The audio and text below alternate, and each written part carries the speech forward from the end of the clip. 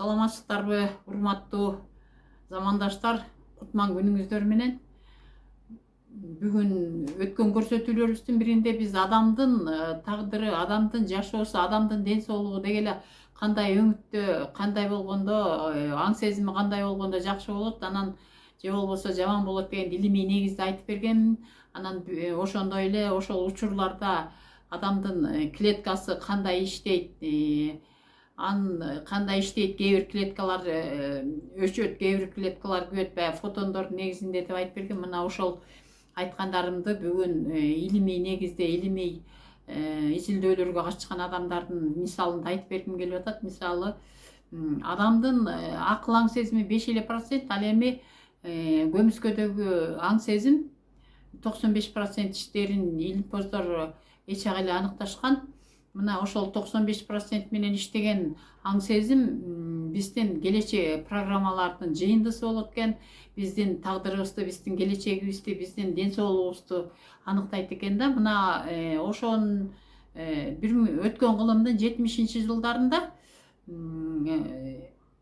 Американын Миссури штатында бир Сент-Луиза деген шаарында бир бут кийим сатуучу Сел Лонда деген адам жашайт. Мына ошол адам бир күнү тамак жута албай калат, аябайчы. Анан тамак жута албай калганда доктурга келет. Доктурга келсе, врачтарга келсе, врачтар баягы кызыл өңгөчүнөн залалдуу шишик экенин айтышат. Ошол 70-жылдары бул тамагындагы баягы кызыл өңгөчтөгү шишиктерди алуу айыкпайт деген көз карашта болушкан да.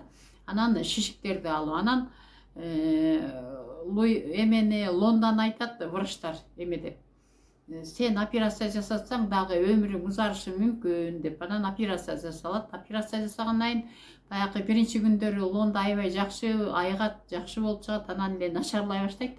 Анан рентгенге тартса, рентгенде ошо кызыл өңгөчүндө кайра метастаз берген, өпкөсү дагы метастаз, анан боорунда да метастаз бар деп эметилет да.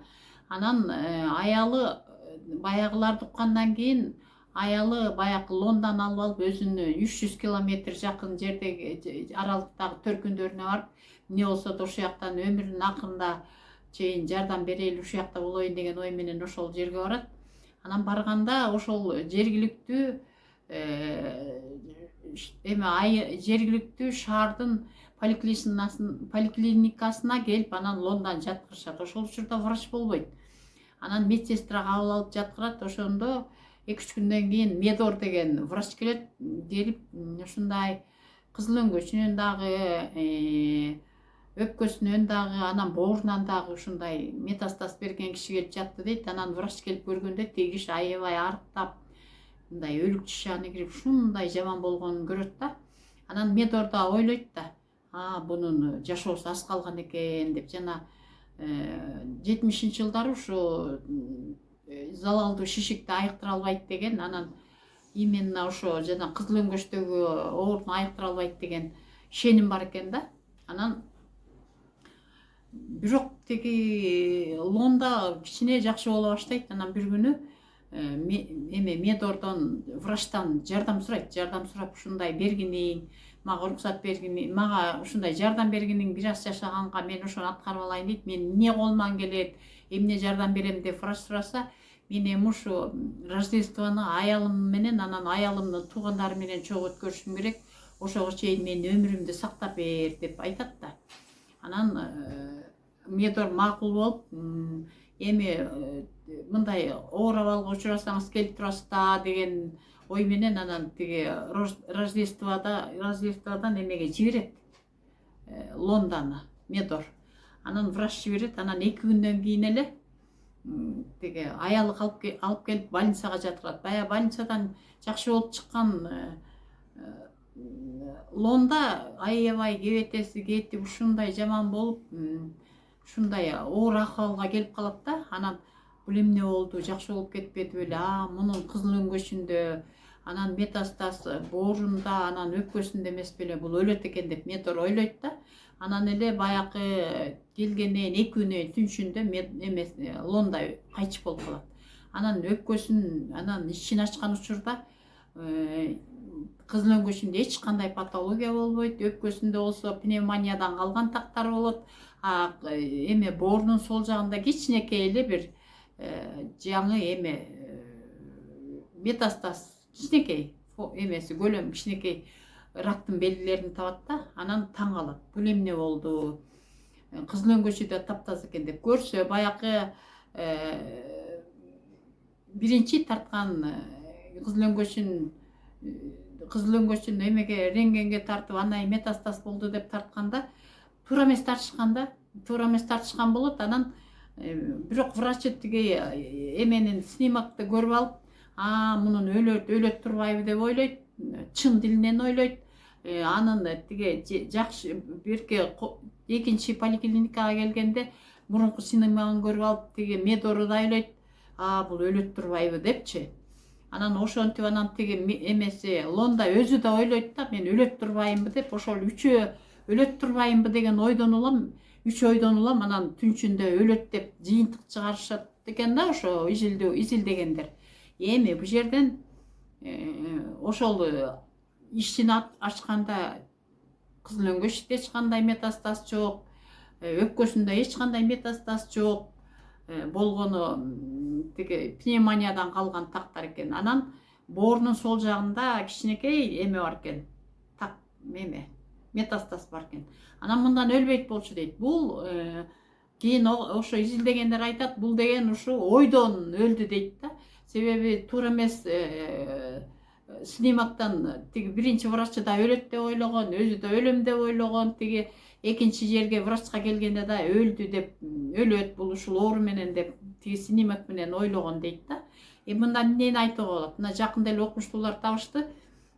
Адамдарды карап туруп, ошол карап туруп жакшы ойлосоң, баягы подсознание менен жакшы ойлосоң, клеткалар жакшы жагын иштеп салат экен да, жаман ойлосоң, жаман жагын иштеп салат экен. Муну окумуштуулар изилдеп табышты. Анан мындай салыштырып ойлонуп билсеңер, кыргыздарда деле мындай көз тийиптир деген сөз бар. Бул чыпчын эле экен да, көз тийиптир. Анан бир жаш балдарга кирине кирип калыптыр деп, анан бир кишилерди келип, чоң энелерди алып келип мырымдатып, анан киринелетип койсо эле баягылар сопсо болуп эле жакшынакай иштеп кетет. Көрсө, секундасына ошо ойдон, адамдын сырткы оюнан эле секундасына клеткалар өзгөрүп кеткен. Миллиондогон клеткалар өзгөрүп кетет экен. Анан демек кийин ушу 21 кылымда тапкан окумуштуулар ошо клеткалардын өзгөрүп кетерин тапты. Демек биз карап туруп эле жакшы ойлосок жакшы жагына клеткаларыбыз өзгөрөрүн, жаман ойлосок жаман жагын өзгөрөрүн илимиз көргөздү да. Анан илим көрсөтүп атат. Анан орус окумуштуусу бар, Петюр Горяев деген академик. Ошол академик дагы 2000-жылдары Канадага барып, лабораторияда иштеп, жанакы фотондордун жардамы аркылуу сахарный диабет уйку бези ооруйт. Ошолор соо киши менен соо эмес ооруган кишини фотондор аркылуу айыктырган жолун табат да, изилдеп чыгат да. Анан аны Канададан жактырышпай кубалап ишет.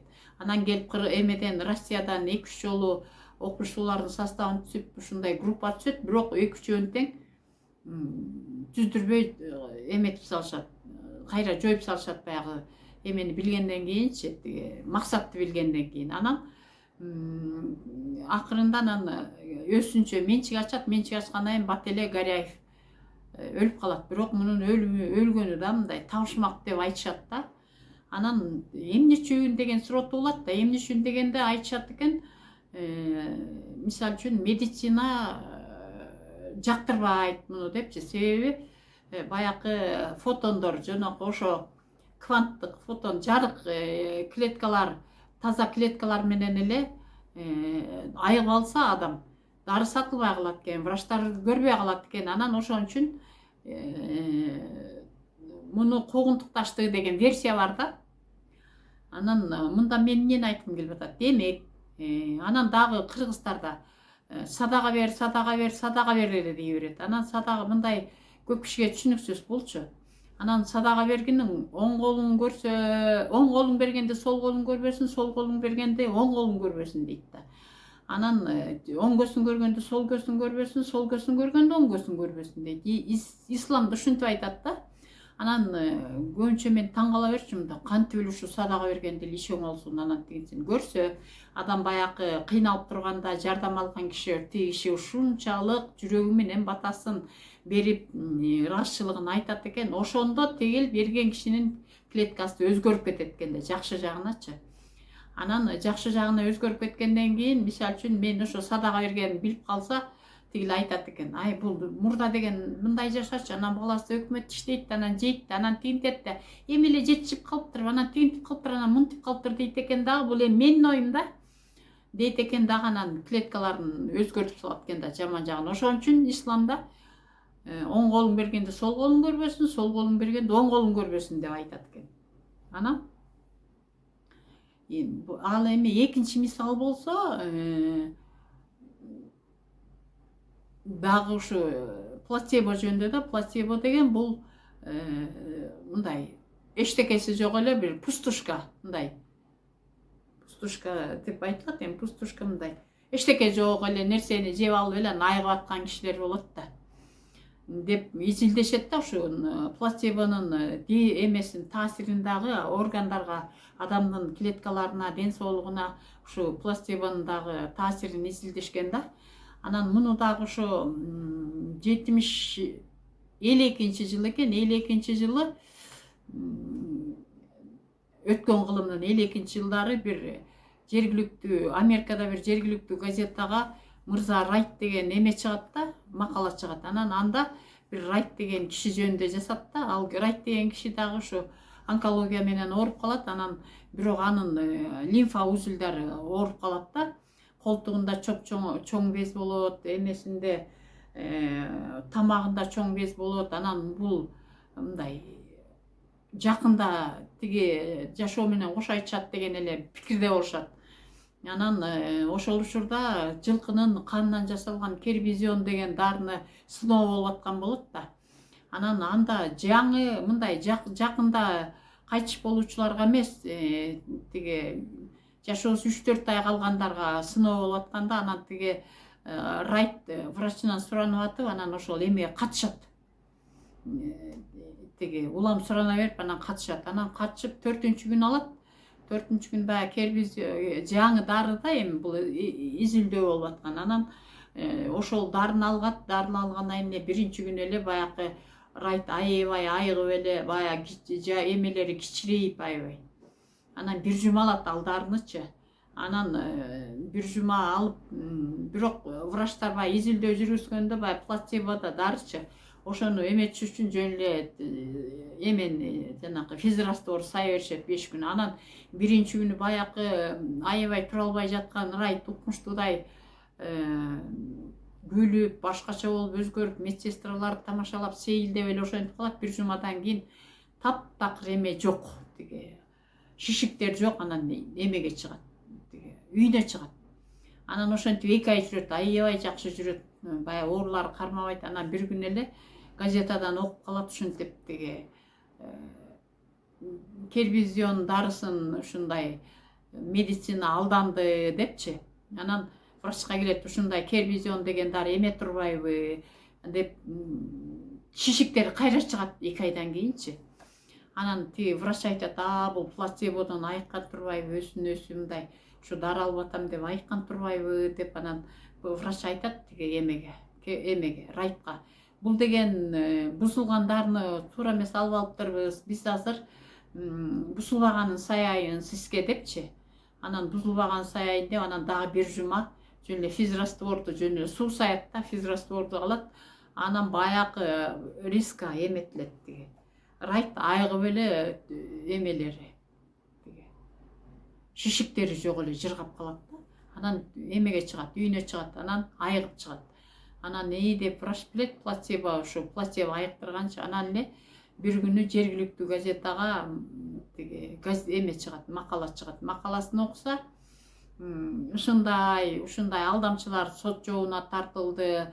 Анан кербизион деген дары жөн эле аминокислоталар анан майлар экен. Мындай кербизион деген дары жок, дары жасагандар элди алдаган үчүн ушундай сот жообуна тартылды. Бул эме ушу медицина ассоциациясы ушу кербизион дарысын чыгаргандардын курмандыгы болду деген макал окуйт да. Анан ошондон баштап анан райттын эмелери шишиги кайра чогулуп келет. Анан ошо боюнча анан райт бул мени алдаган турбайбы, мен алданган турбайм, жөн эле ушинткен турбайбы деп анан кайтыш болуп калат да. Эми бул жерден эмнени эметким келип атат? Адам бир нерсеге ишенсе, баягы клеткалары жашоосу жакшырып, анан айыгып кетерин айтат да бул жерде илимчи. Анан мен жашыраак кезимде дагы мен азыр ошо илимди билгенден кийин, илимди окугандан кийин, илимди түшүнгөндөн кийин анан ошо өткөн турмушумда башыман өткөн окуяларды эстейм да. Мен жаш болчумун, анда кошуна эже бар болчу, кошуна эженин атасы бар болчу, анан атасы кайнатасы, анан кайнатасын бир карган киши эле, анан дарылар иче берип, колдору да жакшы тебей, колдорун да эметип калган, бирок өзү тың ата болчу. Анан